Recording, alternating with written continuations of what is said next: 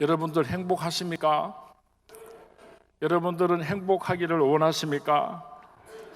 얼마 전에 한 언론 조사기관에서 재벌 100명과 박사 학위를 가진 지식인들 100명, 200명에게 질문을 했습니다.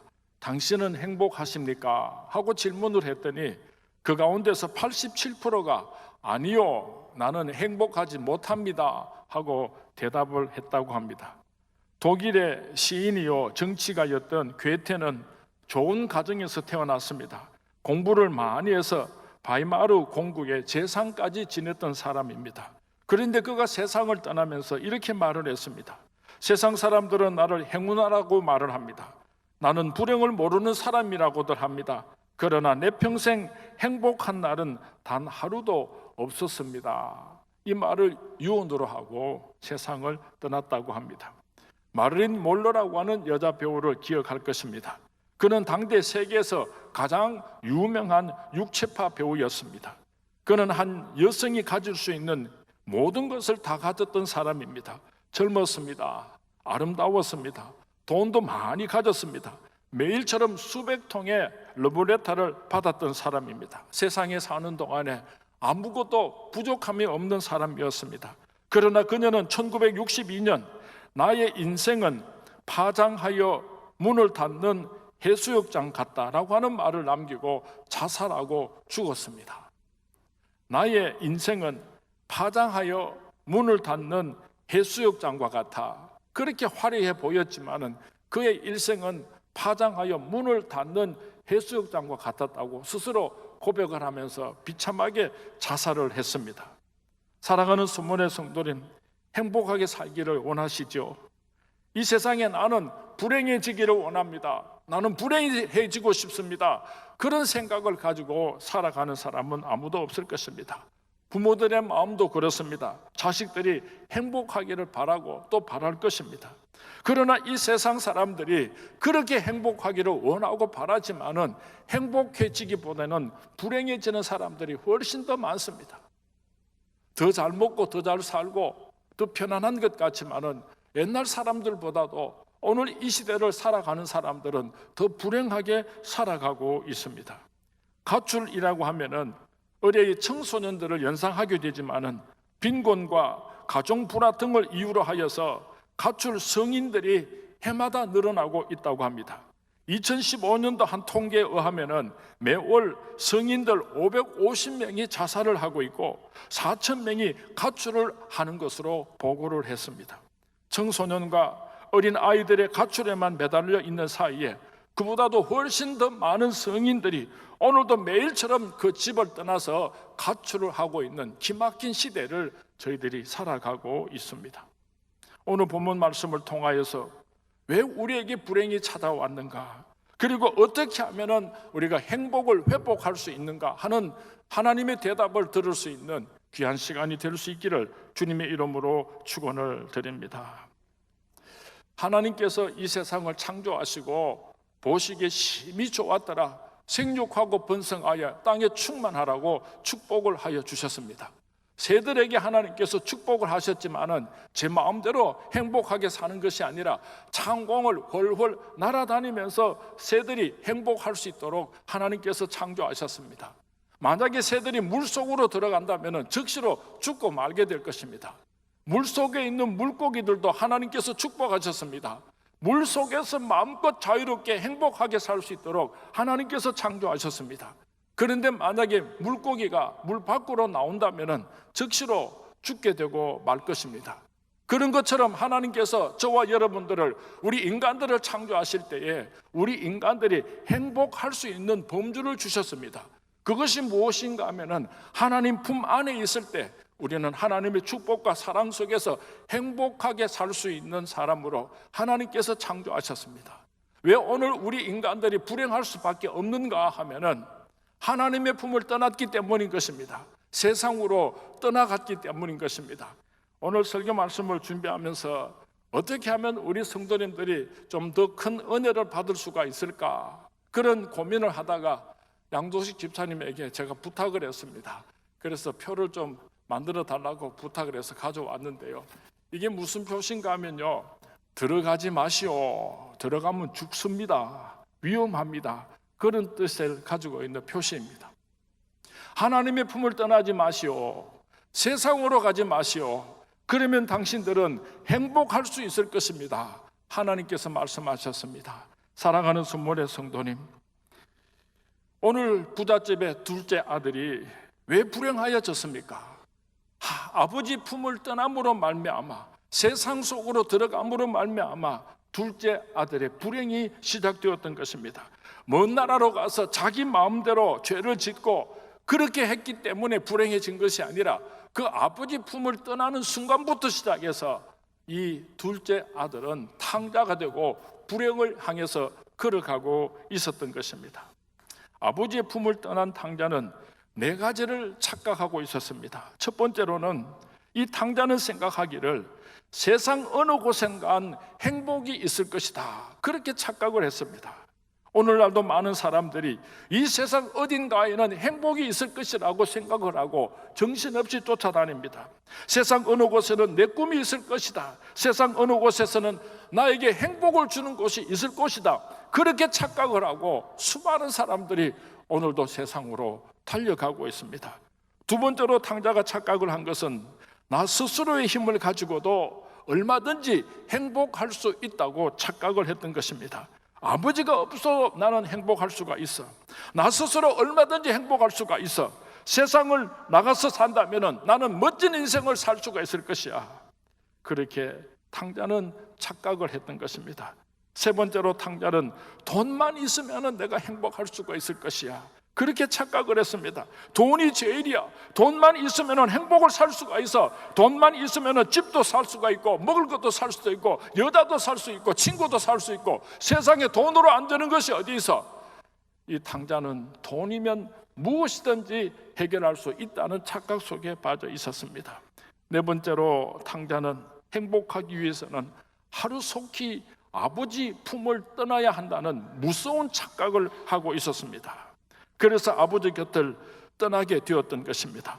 오늘 본문 13절 말씀에 보면은 재물을 다 모아가지고 먼 나라로 떠나갔다고 성경 말씀에 기록하고 있습니다. 먼 나라는 무슨 뜻을 가지고 있습니까? 시간적으로나 공간적으로 하나님 아버지의 품으로부터 멀리 떨어진 곳을 의미하는 것입니다. 영적으로 애굽의 땅입니다. 소돔의 땅입니다. 바벨과 같은 땅입니다. 오늘로 말한다면 무신론의 나라입니다. 유물론의 나라입니다. 우상숭배의 나라입니다.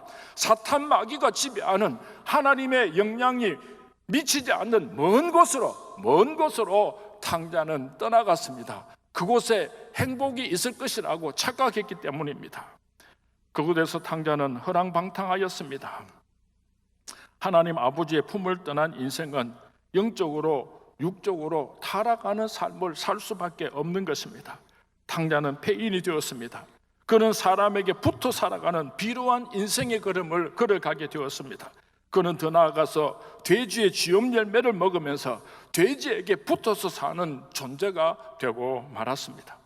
아버지의 품을 떠나면은 세상의 모든 것을 다 소유하고 자유와 행복이 있을 것이라고 그렇게 착각을 했는데 막상 아버지의 품을 떠나고 보니까 불행이 시작되었습니다.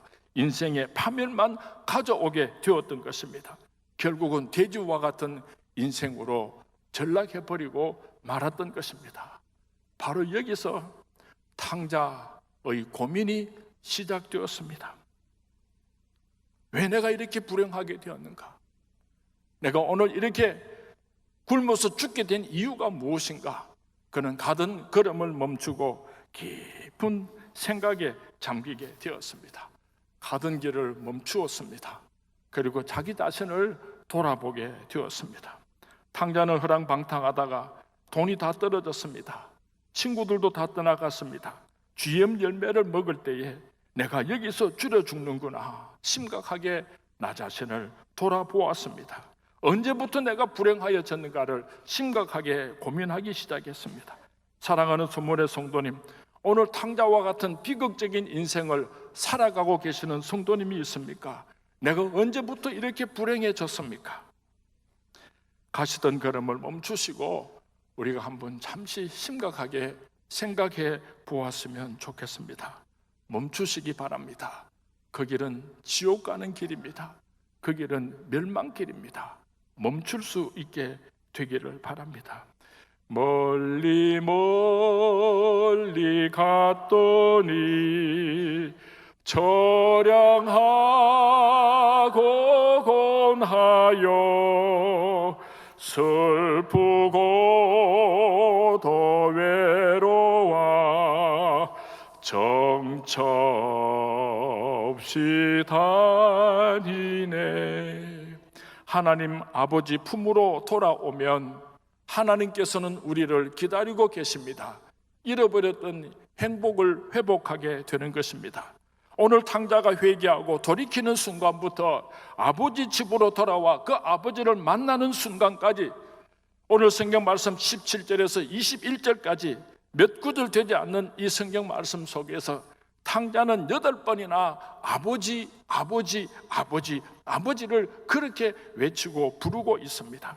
사랑하는 순문의 성도님, 돌아서서 아버님께로 돌아갈 수 있게 되기를 주님의 이름으로 축원을 드립니다.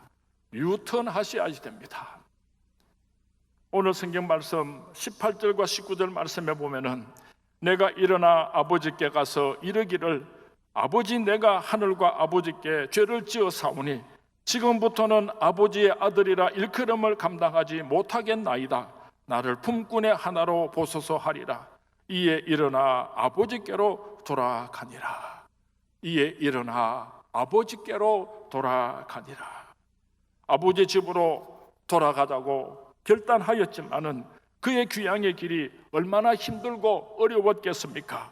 그의 발걸음이 천근만근이었을 것입니다.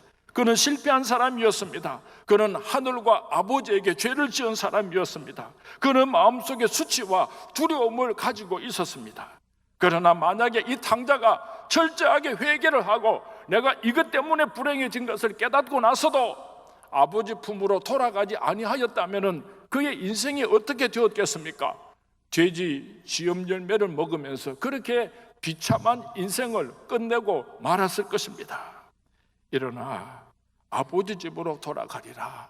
탕자가 일생일대에 최고의 결단을 하였던 것입니다. 오늘 성문의 성도님들도 주저하지 마시기 바랍니다. 돌아서 아버지 품으로 돌아가는 우리 성문의 모든 성도님들이 될 수 있기를 주님의 이름으로 축원을 드립니다. 탕자가 아버지 품으로 돌아올 때에, 탕자가 집으로 돌아올 때에 어떤 축복들이 기다리고 있었는가? 첫 번째로는 아들의 신분이 회복되었습니다. 오늘 본문 22절 말씀에 보면은 제일 좋은 옷을 내어다가 입히고 손에 가락지를 끼우고 발에 신을 신기라. 아버지는 종들에게 그렇게 명령하였습니다. 목욕을 시키고 제일 좋은 옷을 입히고 손에 가락지를 끼우고 신발을 신긴다는 것은 아들의 명예와 권위를 회복시켜 주신다는 그런 뜻을 가지고 있는 것입니다. 이 아들은 집으로 돌아오면은 종이 되기를 원했지만은 아버지는 아들로 회복시켜 주었습니다. 탕자가 집으로 돌아올 때에 그의 영혼이 회복되었습니다. 둘째 아들이 돌아올 것을 가리켜 아버지는 뭐라고 말씀을 하고 있습니까? 오늘 본문 24절 말씀에 보면은 이 내 아들은 죽었다가 다시 살아났으며 내가 잃었다가 다시 얻었노라. 이 아들이 육신적으로 죽은 것은 아니지만은 아버지 품을 떠났던 그 둘째 아들을 죽었다고 표현을 하고 있습니다. 돌아온 그 아들을 죽었던 아들이 살았다고 표현을 하고 있는 것입니다. 멀쩡히 살아있어도 죄로 인하여서 아버지의 품을 떠나 있는 상태는 영적으로 죽은 상태를 의미하는 것입니다. 탕자가 아버지 품으로 돌아옴으로 말미암아 죽었다가 다시 살아났습니다. 새 생명을 얻은 것입니다. 그 영혼이 회복된 것입니다. 탕자가 집으로 돌아왔을 때에 생활이 회복되었습니다. 오늘 본문 23절 말씀에 그리고 살찐 송아지를 끌어다가 잡으라 우리가 먹고 즐기자. 아버지는 온 동네 사람들을 불러서 큰 잔치를 베풀었습니다. 그리고 그 아들은 부잣집의 둘째 아들로서 부귀 영화를 회복할 수가 있게 되었습니다. 오늘날도 마찬가지인 줄로 믿습니다. 아버지에게로 돌아오게 되면은 우리의 신분이 회복됩니다. 하나님의 아들과 딸로서 우리들의 영혼이 회복됩니다. 죽은 가운데서 다시 살아나는 축복을 얻게 되는 것입니다. 그리고 이 세상에 살아가는 동안에 하나님의 아들과 딸로서의 축복을 회복할 수 있게 되는 것입니다. 사랑하는 순문의 성도님, 인생에 수많은 문제들이 있지만은 해답은 한 가지밖에 없습니다. 하나님 아버지 품으로 돌아가는 것입니다. 지금 힘들고 어렵습니까? 지쳤습니까? 다른 방법은 없습니다. 이 세상에 그 어떤 방법으로도 해결할 수가 없습니다. 하나님 아버지 품으로 돌아가는 것입니다. 오늘 본문에서 가장 극적인 장면이 있다고 한다면 20절 말씀일 것입니다. 그 탕자가 된 아들이 거지가 되어서 집으로 돌아올 때 아버지께서 보여주신 사랑의 모습입니다. 이에 일어나서 아버지께로 돌아가니라. 아직도 거리가 먼데 아버지가 그를 보고 측은히 여겨 달려가 목을 안고 입을 맞추니, 이런 아버지의 한이 없는 사랑을 그림으로 표현한 화가들이 많이 있었습니다. 그 가운데 최고의 작품은 17세기 네덜란드가 낳은 대표적인 화가 렘브란트가 그린 탕자의 귀환이라고 하는 작품이 있습니다. 렘브란트는 젊은 나이에 큰 명성을 얻었던 화가입니다. 그러나 그의 나이 30이 되었을 때 아들이 죽었습니다. 33세와 35세에 연거푸 큰딸과 작은딸이 죽었습니다. 그리고 2년 후인 37세에는 사랑하는 아내마저 죽었습니다. 그런 고달픈 인생의 여정을 거치면서 렘브란트가 하나 깨달은 것이 있습니다. 하나님 품에 안기는 길만이 영원한 안식을 누리는 유일한 길이라는 것을 깨닫게 되고 그는 이 그림을 그리게 되었다고 합니다. 이 그림이 더욱더 유명해진 이유 가운데 하나는 20세기 최고의 영성신학자인 헨리 나우웬이 그 그림을 보고서 이틀 동안 그 그림을 보면서 깊은 감동을 받고 똑같은 그림의 제목으로 탕자의 귀환이라고 하는 책을 썼습니다. 그리고 그 책 속에서 이 렘브란트가 그린 이 그림을 자세하게 설명했기 때문에 이 그림은 더욱더 유명한 그림이 되었습니다. 헨리 나우웬은 이 그림을 이렇게 설명을 하고 있습니다. 아버지는 매일같이 아들이 돌아올 그 길을 뚫어지게 바라보다가 눈이 진들러 멀어버렸다. 지금 저 아버지의 눈은요, 앞을 볼 수 없는 그런 맹인이 되어버렸습니다. 그 사랑하는 아들이 돌아오기를 밤마다 문 열어놓고 잠을 자지 못하고 기다리다가 시력을 상실한 노인은 눈을 멀기까지 우리를 기다리시는 하나님 아버지의 우리를 향한 사랑을 표현해 놓고 있는 것입니다. 그 아버지의 얼굴을 한번 보시기 바랍니다. 광채가 나지 않습니까? 죽었는 줄 알았던 사랑하는 아들이 돌아옴으로 말미암아 그 기쁨을 이루 말할 수가 없어서 그의 얼굴에 광채가 나고 있는 것입니다. 아들을 감싸고 있는 아버지 두 손은 서로 다르게 그려져 있습니다. 왼손은 힘줄이 그대로 드러난 투박한 손인데 이 손은 아버지의 손을 상징하고 오른손은 매끈한 손으로 자상하고 부드러운 어머니의 손을 상징하는 것입니다. 돌아온 탕자를 그 아버지가 안아줄 때에 아버지의 그 사랑과 어머니의 그 사랑으로 사랑하는 아들을 품어주고 있는 모습을 렘브란트는 그림으로 표현을 했던 것입니다. 탕자는 아들로 돌아온 것이 아닙니다. 품꾼으로 돌아오기를 원했습니다. 그러나 그 아버지는 아들로 받아들였습니다. 거지의 몰골이 되어서 터벅터벅 지친 발걸음으로 집을 향해서 걸어오고 있는 아들을 보자 아버지는 달려나가서 껴안아 주었습니다. 왜 아버지 곁을 떠나갔느냐 하고 책망하지 않았습니다. 가져간 돈은 다 어디에 썼느냐고 추궁하시지도 않았습니다. 왜 몰골이 그 모양으로 되어서 돌아왔느냐고 호통치지도 않았습니다. 그저 눈물로 사랑하는 아들을 안아 주었습니다. 오늘도 저와 여러분이 하나님 품으로 돌아올 때에 하나님께서는 한마디도 꾸짖지 아니하시고 우리를 그 넓은 가슴으로 안아 주실 줄로 믿습니다. 인생길 험하고 마음 지쳐 살아갈 용기 없어질 때 너 홀로 앉아서 낙심치 말고 예수님 품으로 나오시오. 예수님은 나의 생명 믿음 소망 사랑 되시니 십자가 보혈 자비의 손길로 상처 입은 너를 고치시리. 두 친구가 서로 의논을 했습니다. 우리가 아버지 돈을 훔쳐서 뉴욕으로 가자. 거기서 멋있는 우리의 인생의 미래를 펼쳐보자. 그래서 아버지의 돈을 훔쳐서 뉴욕으로 가는 기차를 타기 위해서 열차를 기다리고 있는 두 친구가 있었습니다. 캄캄한 밤에 그 기차역 앞에 있는 자그마한 교회 네온 사인에 죄의 값은 사망이라 라고 하는 글씨가 깜빡이고 있었습니다. 한 친구가 나는 아버지 품을 떠나갈 수가 없어. 나는 교회를 떠나갈 수가 없어. 나는 집으로 돌아가야 되겠어. 다른 한 친구가 말합니다. 여기까지 와서 포기하고 다시 집으로 돌아가려고 해. 저 넓은 세상이 우리를 기다리고 있는데 무슨 소리를 그렇게 하는 거냐. 그래서 두 아들은 그 역에서 헤어지게 되었습니다. 오랜 세월이 지났습니다. 미국의 22대 대통령 클리블랜드 대통령이 당선되었다고 하는 호의가 미국 전체를 덮고 있을 때였습니다. 감옥소 깊은 감옥 안에 그 호의가 전달되었습니다. 사람을 죽이고 사형수가 되어서 죽음의 날을 기다리고 있는 한 사람이 그 호의를 받아보는 순간 통곡을 하면서 울음을 터뜨렸습니다.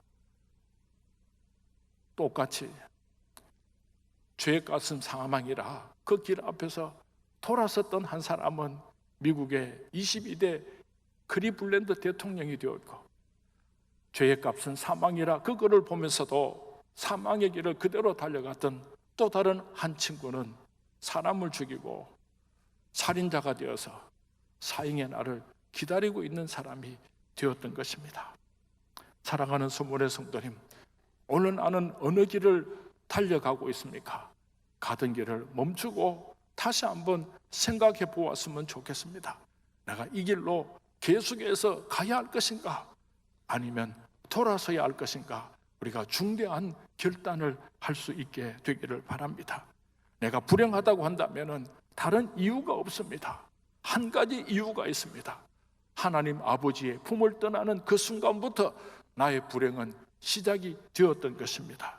가던 길을 멈추고 돌아섬으로 말미암아 불행이 끝이 나고 행복이 시작될 수 있기를 주님의 이름으로 축원을 드립니다. 가던 길을 멈추시고 돌아섬으로 말미암아 저주와 심판이 끝이 나고 하나님의 축복과 은혜가 시작될 수 있기를 주님의 이름으로 축원을 드립니다. 주님의 이름으로 축원을 드립니다.